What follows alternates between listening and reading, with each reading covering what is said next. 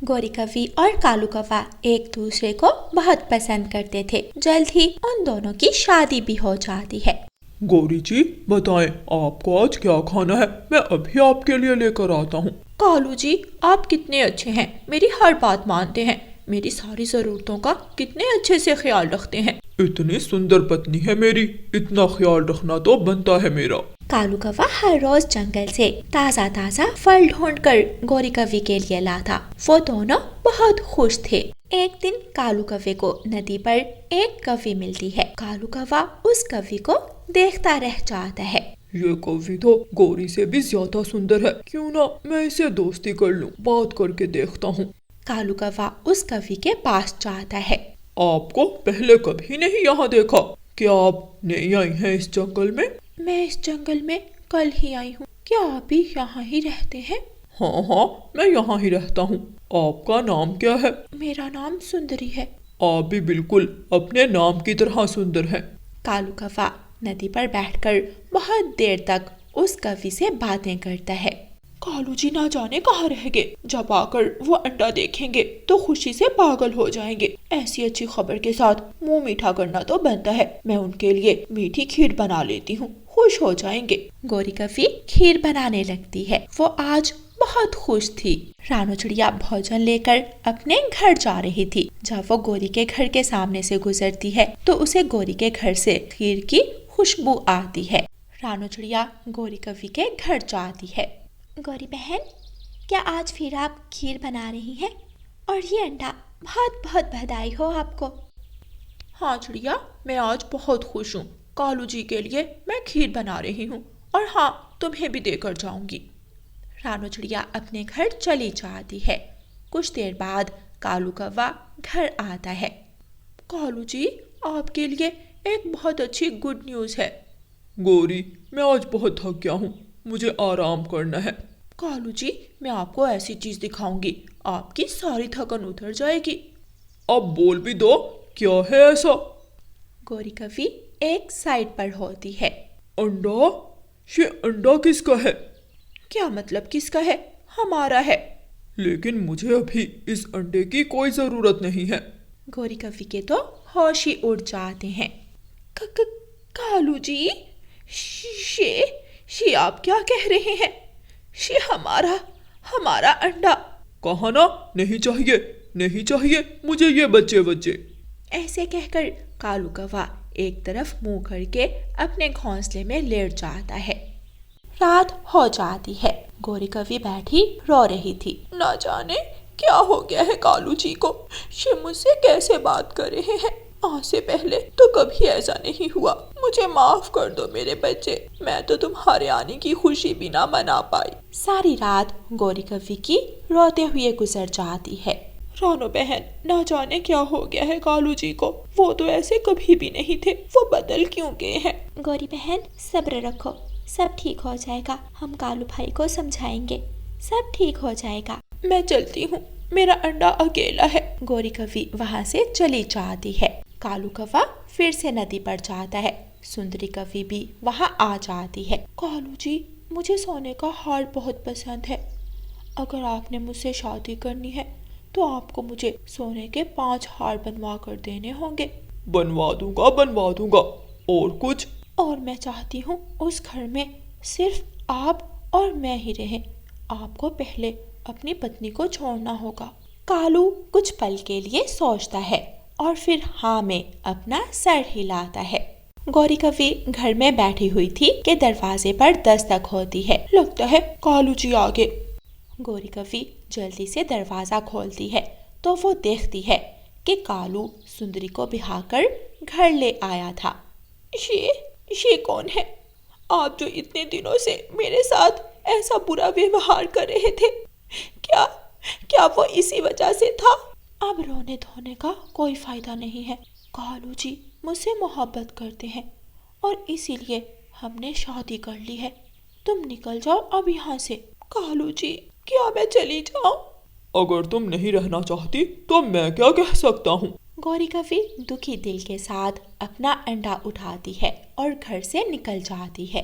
रास्ते में उसे रानो चिड़िया मिलती है। गौरी बहन, गौरी बहन, आप ये अपना अंडा उठाकर कहाँ जा रही हैं? कालू जी ने दूसरी शादी कर ली और मुझे घर से निकाल दिया। कालू ने ये तो बहुत गलत किया। गौरी बहन, आप अंडे को लेकर कहाँ जाएंगी? आप मेरे घर आ जाएं। जब आपका बच्चा आ जाएगा तो आप अपना घर बना लेना। रानू चिड़िया गौरी कव्वी को अपने घर ले जाती है। कालू कौवा सुंदरी का बहुत ख्याल रखता था। वो उसकी हर बात मानता था। काश कालू जी आप मुझे पहले मिले होते, कितने अच्छे हैं आप। सुंदरी नदी पर जाती है। गौरी कव्वी भी नदी पर बैठी हुई थी। तुमने मेरा घर बर्बाद किया है, तुम खुद भी कभी खुश नहीं रह पाओगी। चल चल चली जा यहाँ से। कालू मुझसे मोहब्बत करता है। मुझसे भी वो मोहब्बत ही करता था, मगर कालू जैसे कव्वे सच में किसी से मोहब्बत नहीं करते। तुम भी बर्बाद होगी, बहुत जल्द होगी। इतना कहकर गौरी कव्वी वहाँ से चली जाती है। यूं ही दिन गुजरते के एक दिन जंगल में एक अमीर कव्वी आती है, जो बहुत अमीर थी और सुंदर भी। कालू कौवा उस कव्वी के पास जाता है। सुंदर कव्वी, आपको कहाँ जाना है? कितना हैंडसम है ये कौवा। मैं ये जंगल घूमने आई हूँ, क्या आप मुझे जंगल दिखाएंगे? हाँ हाँ, क्यों नहीं। कालू कौवा उस कव्वी को लेकर झरने पर जाता है। रानू चिड़िया कालू कव्वे को देख लेती है। वो जल्दी से जाती है और गौरी और सुंदरी को वहाँ लेकर आती है। सुंदरी रोने लगती है। मुझे तो लगा कालू जी को मुझसे मोहब्बत हो गई है, अब एक और। सुंदरी, तुमने गौरी कव्वी का घर बर्बाद किया। तुम खुद भी खुश नहीं रह पाई और कालू जैसे कव्वे किसी के सगे नहीं होते। मैं छोड़ूंगी नहीं इस कव्वे को, थोड़ा हक तो मेरा भी बनता है। गौरी कव्वी और सुंदरी लाठी उठाती हैं और कालू कव्वे के पास जाती हैं। क्या आप मुझसे शादी करेंगी? मैं आपको बहुत खुश रखूंगा। हाँ, मुझे भी आप जैसे कव्वे की ही तलाश थी। ऐसे कव्वे की तलाश जिसकी दो दो पत्नियां पहले से हो। क्या दो दो पत्नियां? कव्वे, तुमने तो कहा था तुम कंवारे हो और पहली नजर में मुझसे प्यार हो गया है तुम्हें। मुझसे भी कुछ ऐसा ही कहा था। इस कव्वे को इतना मारो कि दोबारा शादी का ख्याल भी इसके दिल में ना आए।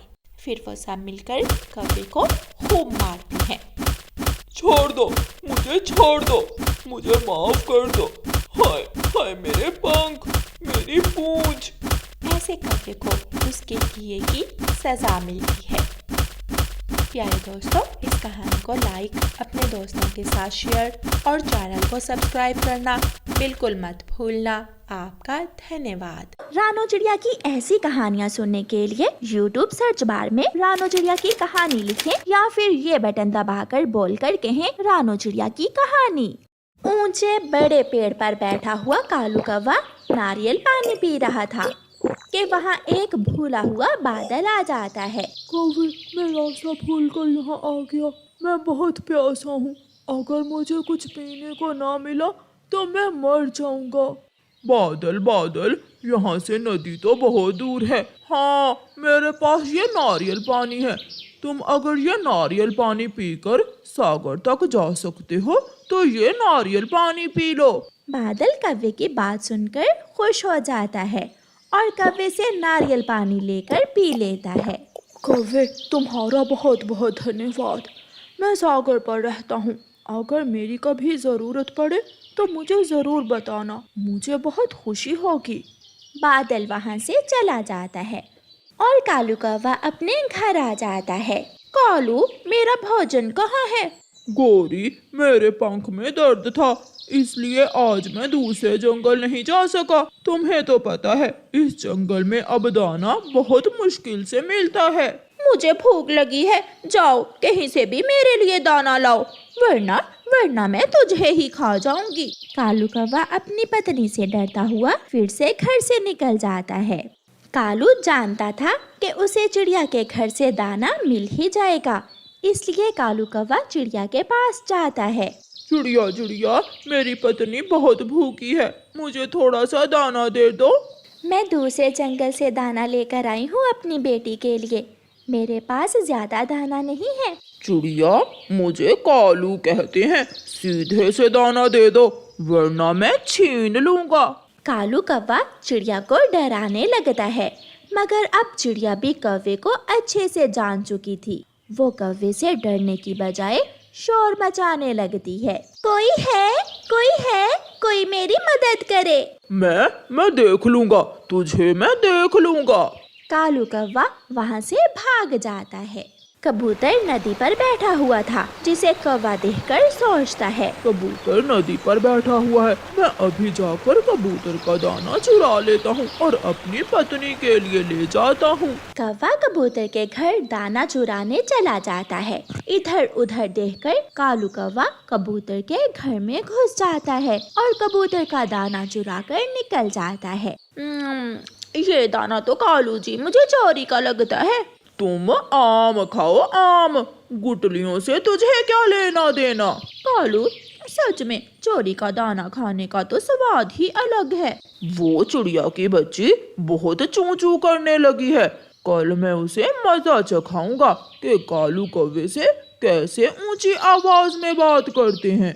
दूसरे दिन कालू कौवा सागर की तरफ उड़ता है और कालू कौवा गरजू बादल के पास जाता है। दोस्त, क्या आपने मुझे पहचान लिया है? हाँ, तुम वही कौवे हो जिसने मुझे नारियल पानी दिया था। मैं एक काम से आया हूँ आपके पास। बताओ बताओ कौवे, क्या काम है? हमारे जंगल में एक चिड़िया रहती है, वो बहुत बुरी और गंदी है। वो सबको तंग करती है। वो सब पक्षियों का भोजन चुरा कर खा जाती है। बादल बादल, तुम जाकर चिड़िया का घर तोड़ दो। ऐसे बुरे पक्षियों को सजा मिलनी ही चाहिए। तुम चिंता ना करो कौवे, मैं अभी जाता हूँ और चिड़िया का घर तोड़ देता हूँ।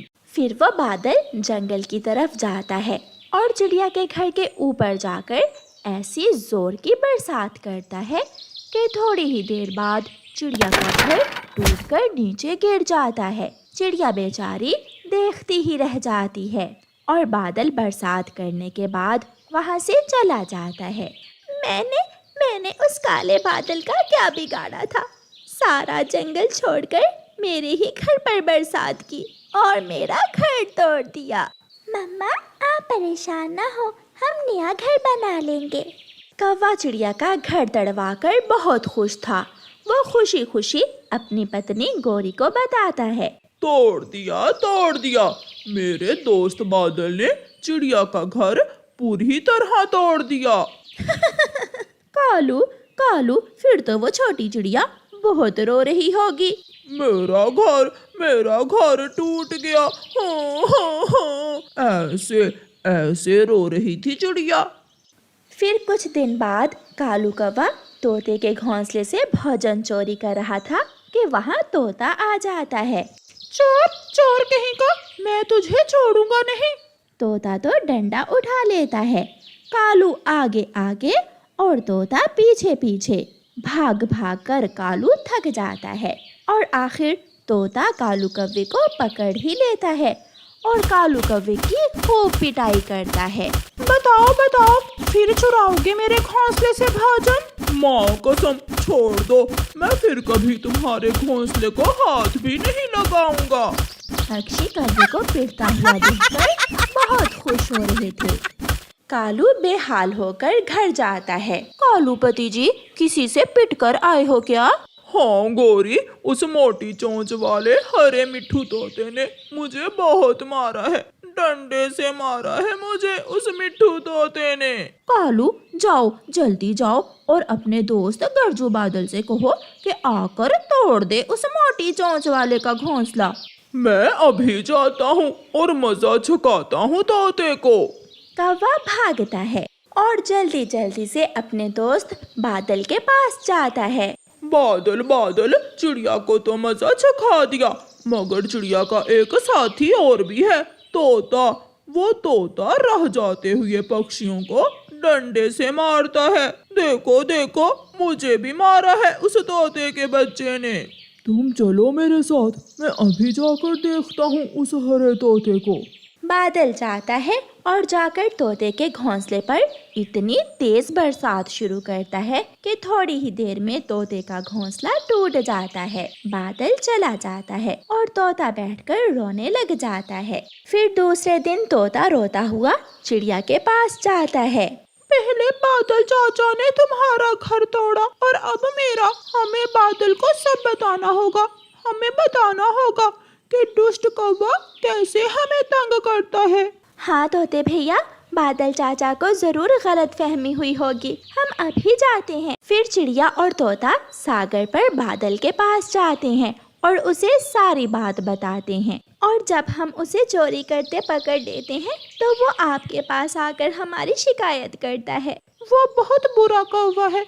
विश्वास नहीं तो आप खुद जाकर देख लें। अगर ऐसा है तो मैं सच्चाई जान कर रहूंगा।